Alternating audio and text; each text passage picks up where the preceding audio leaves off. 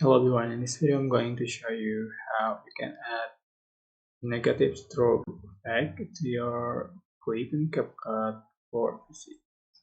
So super simple, just add your photos or videos you like to edit and you are just going to select video effect and then select the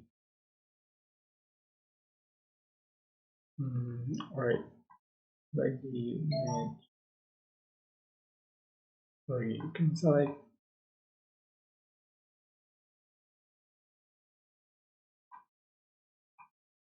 dark effect.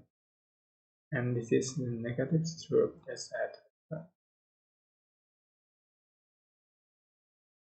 change for the duration and just for the color filter and speed. So this final result,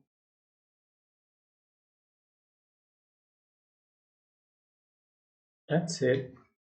I hope this tutorial was helpful for you guys. Don't forget to like, comment, share, and also subscribe.